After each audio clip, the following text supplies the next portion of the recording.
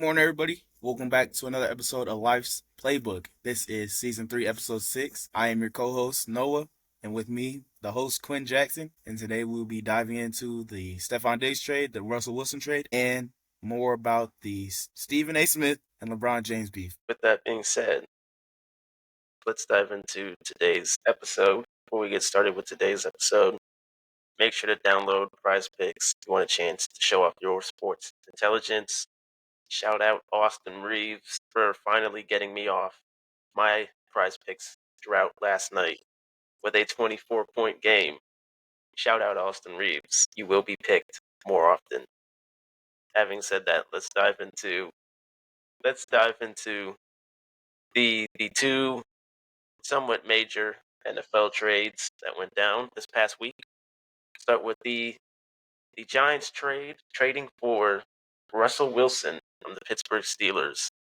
1 year, $21 million contract. I personally don't exactly know how to feel about this trade. I don't think this was exactly what the Giants should have done. I don't think this was the move the Giants should have made.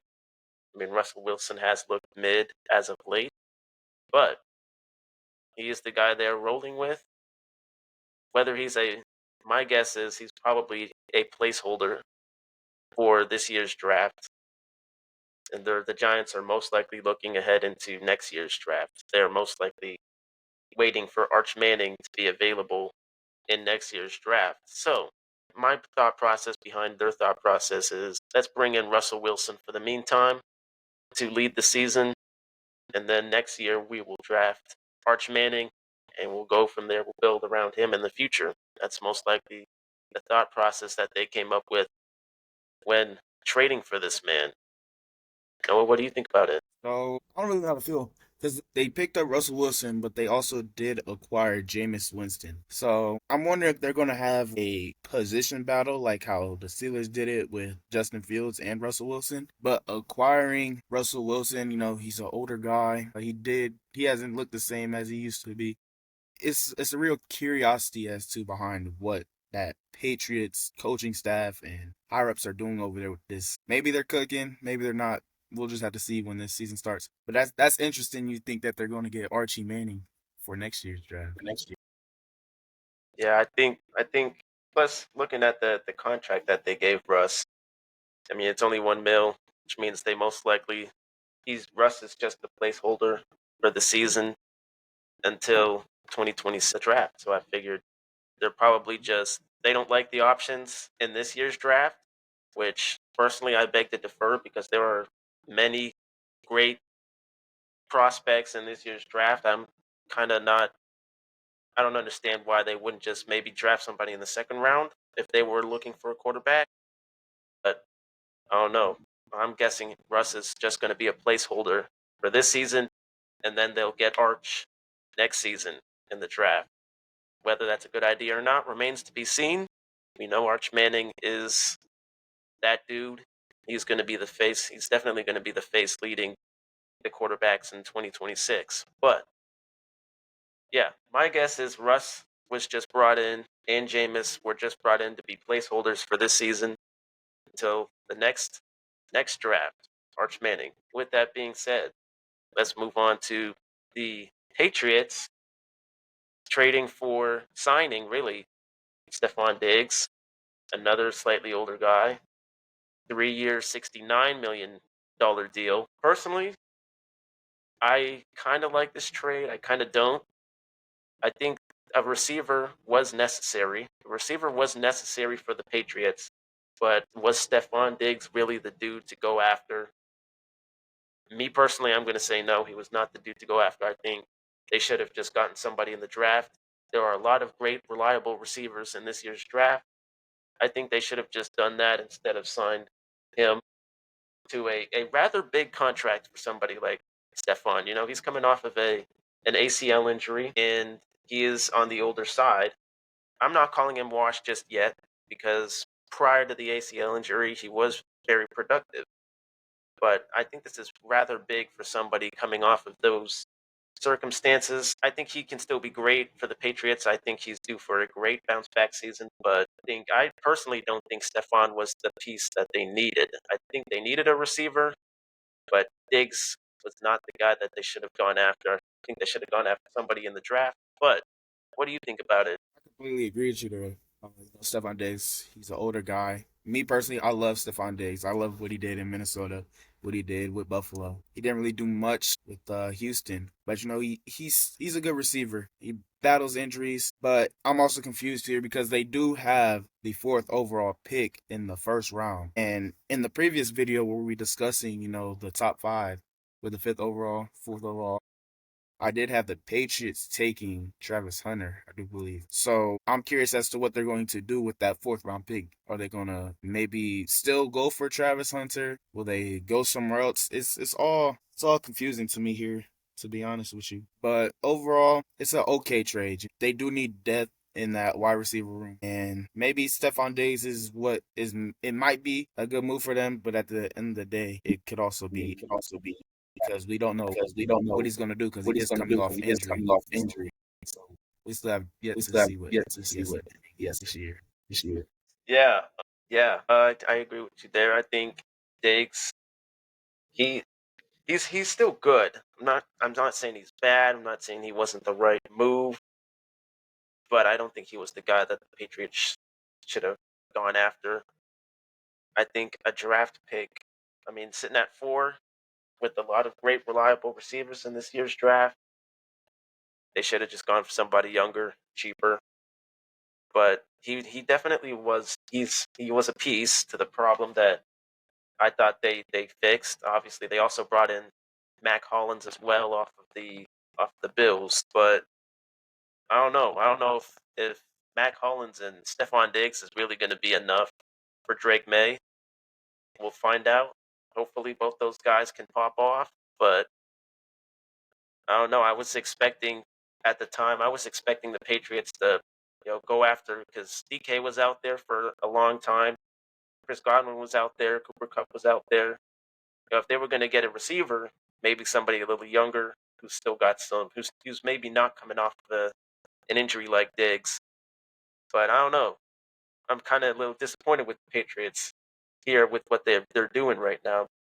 I don't know if the receiving core that they're building for Drake May is gonna work in the long run, but we'll find out. We'll find out. But Diggs, I guess he is a band-aid to a small problem. But having said that, let us know what y'all think about the Russell Wilson trade and the Stephon Diggs trade. Moving forward to the bigger news, the bigger talk of the town in the sports world, we have to come back to it. LeBron James, Stephen A. beef continues to make headlines in not only the basketball world, but in the sports world in general. Here we are again, months later, talking about the same thing. This time, in my opinion, I think it's gotten way more out of proportion, way more bigger than it needs to be. I don't know. I don't know. This thing just keeps getting dragged on and on and on. So we got to get to the bottom of this. So let's talk about some of the recent comments that have been thrown back and forth between each party. Obviously, LeBron James and Stephen A. Two very big figures in their respective classes. Obviously, LeBron is, in our opinion, the greatest of all time, and Stephen A. I said it the first time talking about the beef. Stephen A. is arguably the biggest sports personality on the planet right now. He is him when it comes to sports journalism and sports TV and whatnot. And now these two behemoths have yet again butt heads, and it all started a couple of days ago when LeBron James took to an interview on the Pat McAfee show. Shout out to the Pat McAfee show. I watched that show. Very, very, very interesting, very good show. But the beef continued after LeBron threw subtle shots on the show to not only the older generation of basketball, but to ESPN and Stephen A. Smith as well. So let's talk about some of the things that LeBron has said. And dive into why we're here again, why we're talking about essentially the same issue, but it's much more personal now, much more deeper than how it was months ago when it was just originally about Bronny. It seems Stephen A has taken this thing way more off the rails than it needed to be. So let's talk about it. Noah, let's talk about it. What did you think?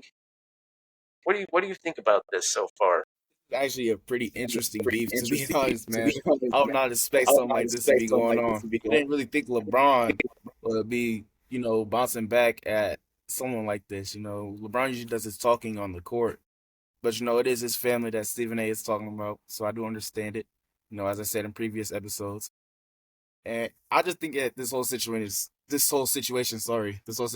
funny to me. Yeah, this is definitely this is the second year in a row. Second year in a row we've had some sort of big beef. Obviously, last year in 2024, we had beef with Drake and Kendrick. That was the beef of the year then. And now the beef of the year now is in the sports world. Stephen A and LeBron James. I don't know. I think this has been blown way out of it, and I think this has to be put to rest somehow, some way.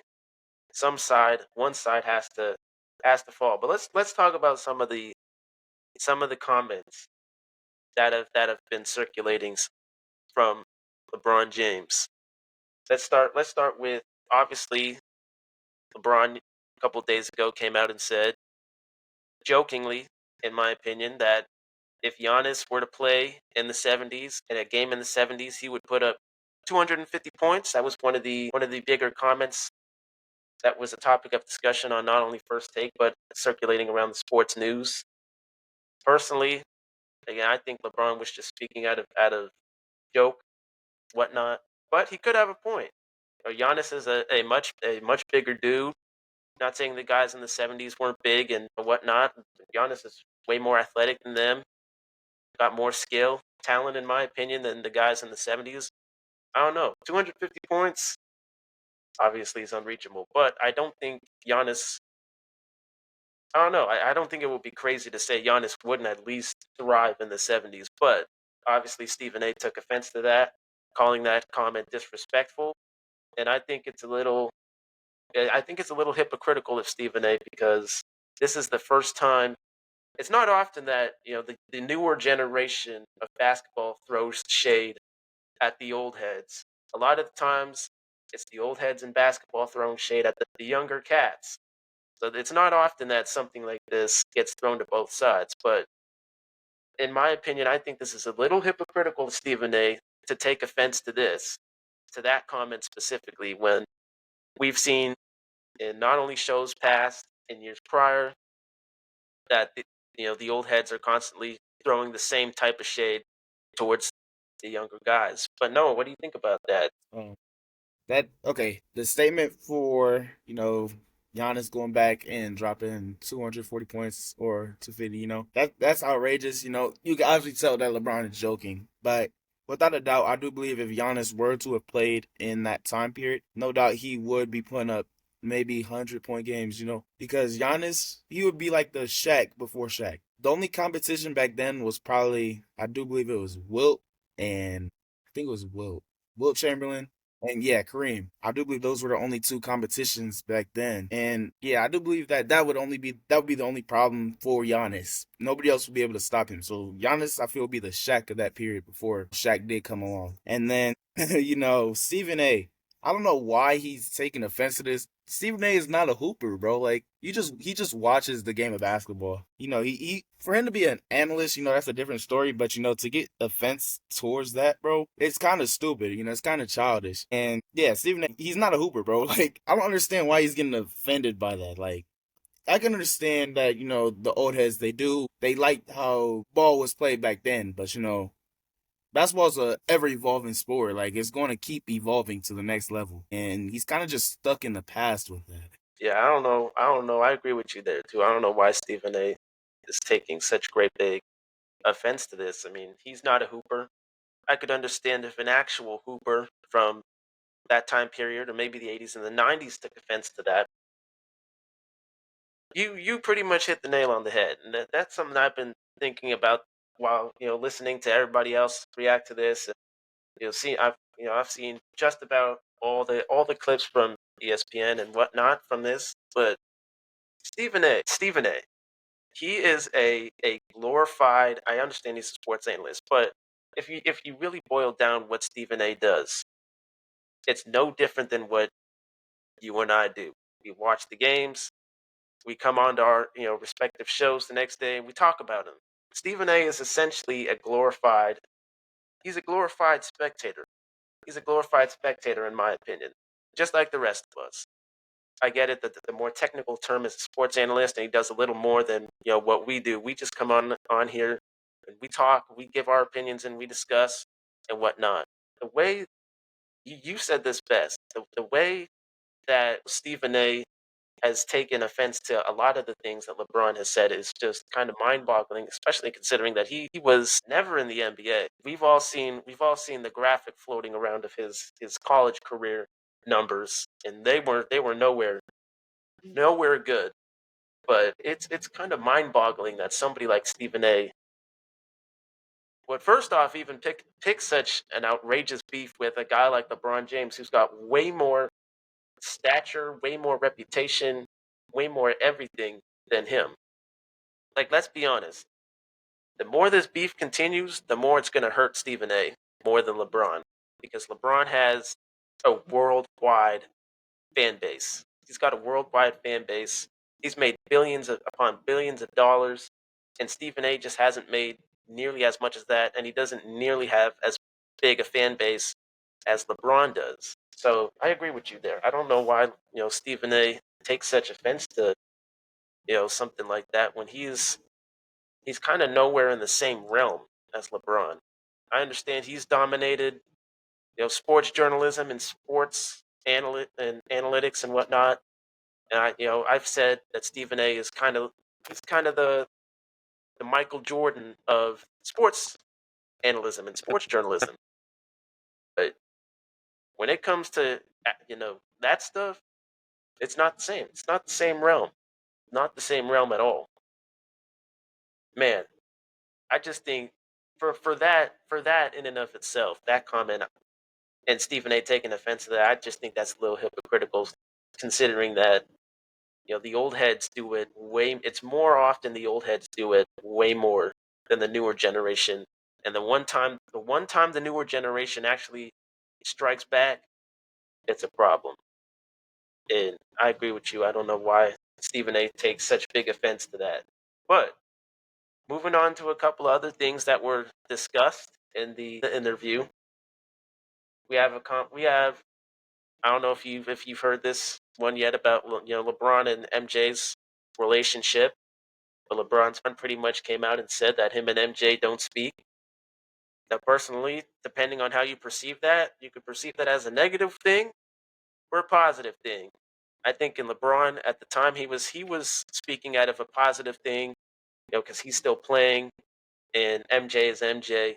But I personally think it's not a bad thing that him and MJ don't speak right now.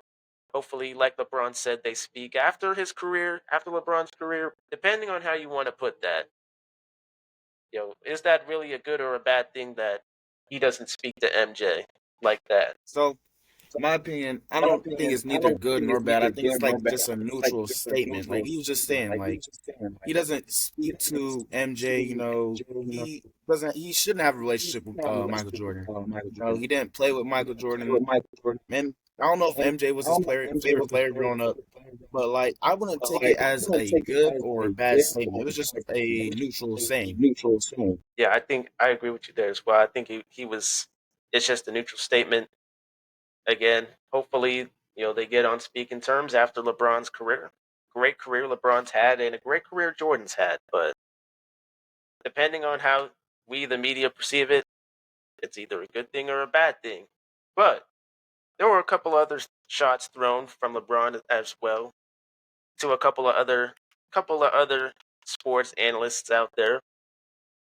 Obviously, Windhurst was another one. Him and LeBron went to the same high school. LeBron pretty much shut down all conversations of him and Wendy being best friends, but something slightly bigger that I think we as the media need to bring to attention is all the other stuff that kind of happened after the beef. So I don't know if you've been keeping up with everything that's happened after the beef, but Stephen A. This clearly has shaken up Stephen A. All right, there's no ifs, ands, or buts. This clearly has Stephen A. shaken up way more than LeBron. And earlier this morning, I watched the full 17-minute rant that Stephen A. went on First Take this morning.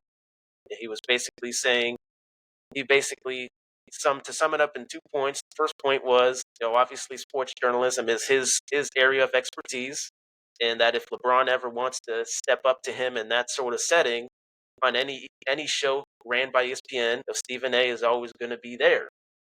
And he was talking about his $100 million extension and whatnot, and how he was there before LeBron showed up in 2003, and how he's going to still be here when LeBron retires and whatnot. That was the first point that I think we should that is worth mentioning. We gonna get to that in a minute. The second point that I think was worth mentioning is Stephen A.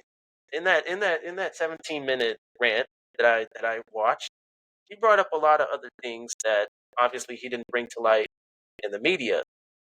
Some more personal things like the Dwayne Wade, you know when Dwayne Wade got his statue made and whatnot, and his jersey retired and whatnot. He brought up the fact that LeBron wasn't there for that. The Kobe Memorial, when Kobe died, he brought up the fact that LeBron wasn't there for that either. And at the end of the day, personally, I think for one, it ain't right. It ain't right for Stephen A. to get that deep. And two, Stephen A. The way, because again, I don't know if you've seen this. I don't know if you've watched the whole 17-minute clip yet or not. But the way Stephen A. was talking, he made it seem like LeBron is always going to be in his shadow pre his career and post his career, and LeBron he's a manipulator, and he's all that, he's a liar and whatnot. And Stephen A. has come out in multiple times and has called LeBron a manipulator and a liar and whatnot, and I get all that stuff, but the two things that really struck me were those things. So let's talk about it. Let's talk about the first point. So for LeBron point one, show. my opinion on that, man. My opinion for point one, right? Stephen A, you're acting like a straight old head, bro. To like be 100% honest, like, okay, you could be there from when LeBron entered the league, but you never made it to the league, bro. So there's no reason for you to be talking down or in any sort of way towards LeBron. Like, LeBron's towards the end of his career, so of course, like, you could be there after LeBron. And me personally, I feel like if LeBron would go into, sports analysis or like ESPN, LeBron would dominate over Stephen A, because LeBron does have much more following than Stephen A does, and LeBron plays the game of basketball. He knows the ins and out of it. He knows everything there is about basketball because basketball is his career. So see if LeBron would enter into the podcast or like whatever Stephen A does, LeBron would totally dominate in that category, just like how he does in basketball. Yeah, yeah, I agree with you. I agree with you there, but I don't know. Stephen A. Fam, if you see this, first off, let's get this out the way. We, the media, you're never going to get the media's side on this. It's just point blank. Let's get that out the way.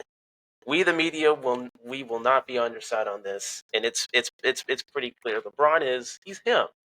When I say LeBron has a huge global, worldwide fan base, I'm not kidding when I say this. We love LeBron. A lot of us grew up watching LeBron, so he's naturally going to be the GOAT in our eyes. And when you step into unprecedented beef like this with the GOAT in today's era, you cannot. First off, you can't expect to have our. We're not going to take your side. We just aren't. We are naturally going to take LeBron's side. That's the first thing about us, the media. And the second thing is Stephen A. The more that this beef continues, the more we, the media, are going to clown you for it. Because if there's one thing that we, the media, do a lot with stuff like this, We always clown. We never let the loser of whatever's going on live that down. We haven't let Drake live down, the Kendrick beef, and we probably never will. That was a huge thing. We won't let you live that. We not gonna let you live down this beef with LeBron, despite no matter how many $100 million contract extensions that you get, which is cool. Congrats, you earn it. You're Himothy. I can't stress enough that you are Himothy when it comes to this type of thing. Sports content, sports journalism, and whatnot. But when you take your authority and your your shadow essentially, and you step into unprecedented beef like this against LeBron James, who is considered the greatest of all time by a lot of us, and I mean a lot of us, you cannot expect us, the media, to have your side on this. And you cannot expect to twist this entire narrative into LeBron is the villain here. Because we, the media, we can go back to the very first comment that started this whole thing. And it started with you, Stephen A. It started with this, with you saying, and I quote, as a father, LeBron, stop this. That quote right there started the whole thing. So LeBron, I agree with you with what you said, Noah. LeBron, he's never been pre-career and eventually his post-career when he retires. LeBron has never been in your shadow.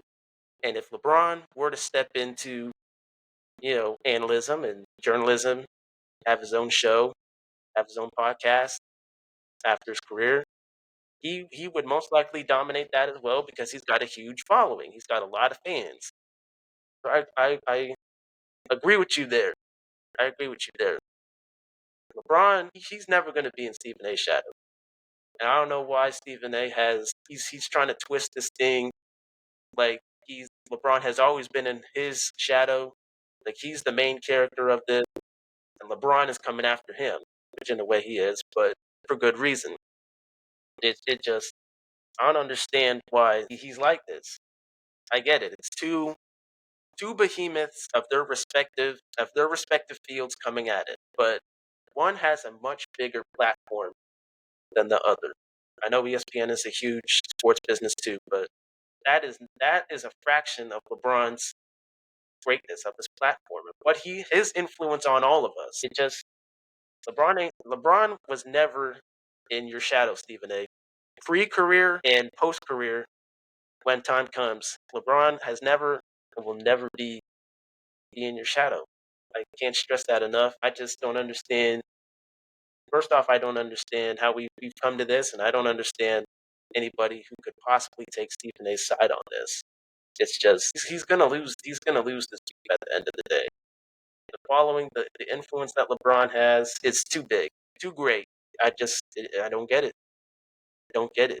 But moving forward, let's talk about the other point. Number two is LeBron apparently being absent with the whole Kobe funeral and whatnot, and the whole Dwayne Wade ceremonies, him getting a statue, and his jersey retirement. Let's talk about that because yeah, go ahead. So yeah, so when it comes down to stuff like that, big moments, Dwayne Wade getting his jersey retired. Dwayne Wade was a big player, big part in LeBron's career in Miami. 2 championships there, and they got the iconic photo there with the alley oop to LeBron. And for Yep. LeBron to miss it, I could see why Stephen A. I don't see what. Okay, I'm sorry, I'm mixing my words here, but I don't understand why Stephen A. would feel some type of way because Dwayne Wade doesn't feel a type of way. Dwayne Wade hasn't said anything on that. LeBron, he's a grown man. He's a grown If man. he, I'm If not gonna he, say he didn't I'm want to not be going to say there, he didn't want but to be if there, he but if was he there, he would be there. was there, he would But be there. he has his But own he life has to his live. own He life to live. does have. He's He still does playing have. in the He's league still right playing now. in the league right He now. probably had a We practice probably or it's probably a game day. You know, him not showing up, I can see why. Sort of as to why he's coming at LeBron for that. But LeBron is a grown man at the end of the day. If he wanted to be there, he would be there, and it didn't affect Dwayne Wade in any type of way.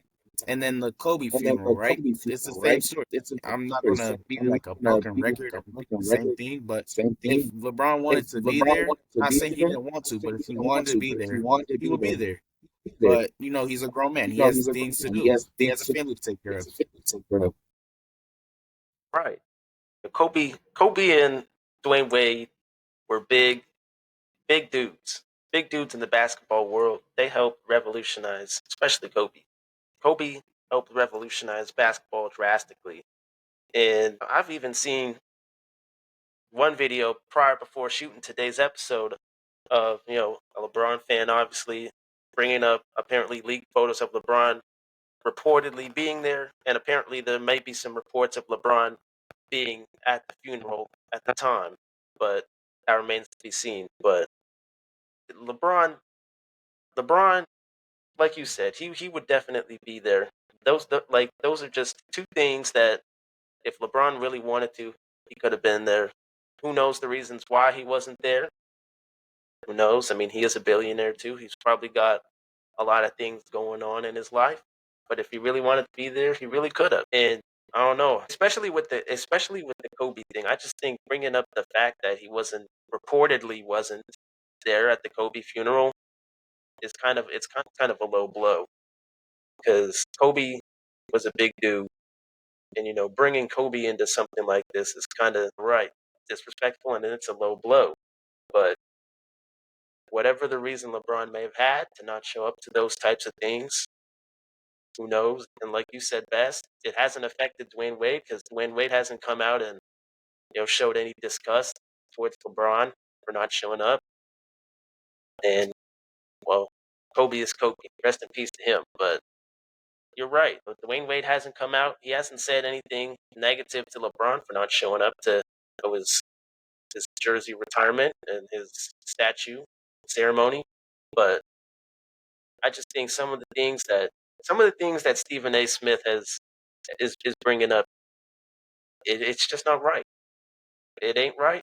And what he is doing, Stephen A. He might be the real manipulator here. He might be the real liar here. Because this beef has just gone on for too long. And at the end of the day, Stephen A., like I said before, you're not going to win this. No matter what you bring up, no matter whatever under the table stuff that you haven't brought up yet, you're not going to win this in the people's eyes. You just aren't. LeBron is too big. His influence is too big. His aura is too big. Everything about him is too big. You're not going to win this. You're not going to win this at the end of the day. But I don't know, man. That's my whole thing with this beef, man. It's gone on for too long. It's gone on for an unnecessary amount of time. An unnecessary amount of time. Whether it remains to be going on remains to be seen. But did you see the one clip where Stephen A. Smith, this was on his personal show, so this wasn't on First Take, but did you see the one clip where Stephen A. was talking about like, oh, well, if LeBron had swung on me that day, I would have swung back. Did you see that Yeah. clip? Heck no. Yeah, LeBron is 6'9", bro. Like he will whoop you, dude, any day of the week. yeah. Like, come on, Stephen A. That's not a good look right there. That's not a good look, bro. It just that's an athlete. That's an athlete going up against the unk. That's what that is. That's what that is, bro. But you would have still folded. You would have still folded. Real quickly before we wrap up today's episode, we got to talk about one more other point of emphasis that Stephen A. loves to bring up in this beat, and that is the fact that had this been in a private setting, he would have definitely been more of a man towards LeBron. He definitely would have been more verbal and vocal towards LeBron had this been in a private setting. But what do you think about that?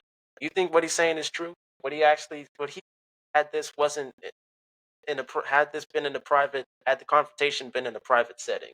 because that's his family that he's like coming after, you know. I'm kind of like sounding like a broken record, you know, but as a father, right? If I was a father and someone disrespecting my son, I would react the same way either in public or in private because you're talking about my family. And in the words of Will Smith, keep if it was LeBron, keep my son's name out your mouth. So like, it's all a respect thing, and it's all like, you shouldn't be talking about someone's kids like that. Like if LeBron were to come after your family like that, I don't think that Stephen A would like just let that fly because it's family. There's three things that you don't really want to mess with in a man's life.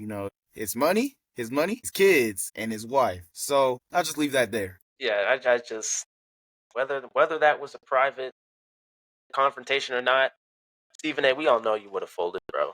We know you still would have folded, private or not private confrontation. Let's be honest, and then we'll wrap up the episode. Let's be honest. The only reason Stephen A, you would have a problem with the confrontation. First off, the only reason you have a problem with the confrontation being as public as it was at a big game like that was because we, the media, saw everything. We saw the hand trembling and everything. We saw it all. That's the problem. That's the biggest. That's the number one reason why you have a problem with it being in a public space, because now we can clown you for it and we got the video for it. But let's be honest.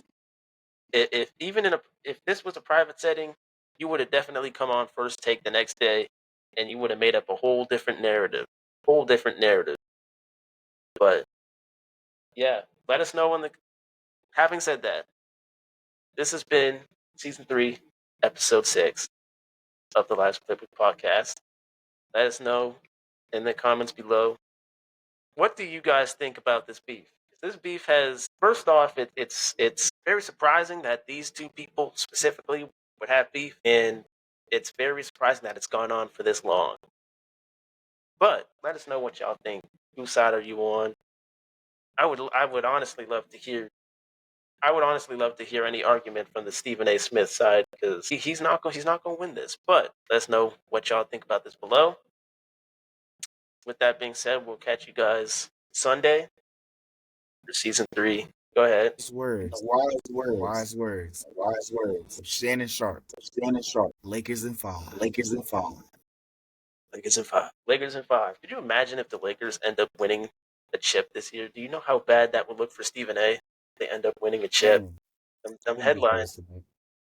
would go on for days. We'll catch you guys Sunday for season 3, episode 7. Until then, peace out.